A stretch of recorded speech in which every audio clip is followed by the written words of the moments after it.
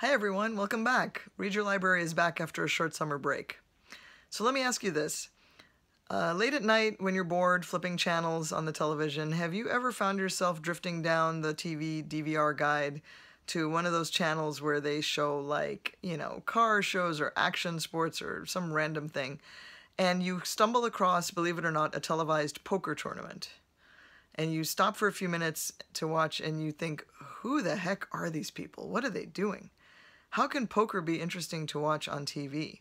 And you realize that it's like a big ticket item. They've got all these camera angles. They've got a camera on each player at the table. They've got a camera like the hand cam, card cam at the table level that shows you which cards they all have when they pick them up to look at them.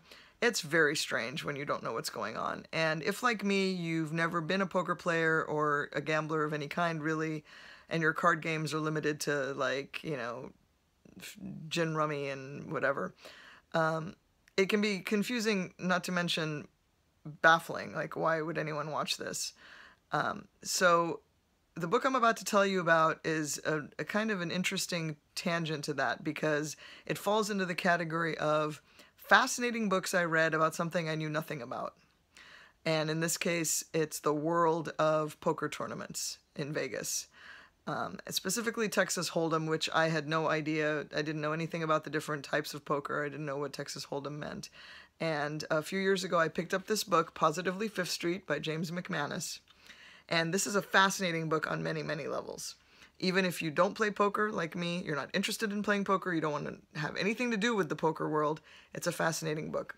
Because James McManus is a reporter who was sent to Vegas to write a story about an annual tournament there at Binion's Casino, to report on the state of the poker tournament. Specifically, he was supposed to be looking at whether women poker players were advancing and becoming as successful as men, and look into the circumstances of the murder of the casino's owner and the founder of the tournament, James Binion.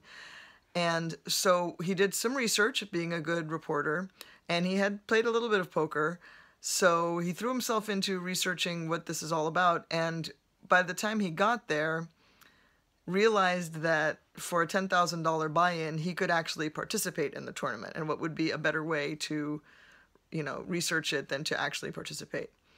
And like many people who are amateurs, for a while his, eyes lit up with the prospect that he might actually be able to win some big money in the tournament. So this book tells the whole story of that, all his exhaustive research into the background of this, who's playing poker today, how's it being done, a whole world of online gaming that I have no idea about, because again, I don't do that. The fact that many poker players practice online with video poker before actually sitting down at a table, sometimes for years before actually sitting down at a table to play with other humans. How to play poker, all the best advice from all the professionals and winners that he was able to interview, the intricacies of the game, and then how the tournament itself is set up, how it works, who all the different personalities are involved, some very colorful people, as you can imagine.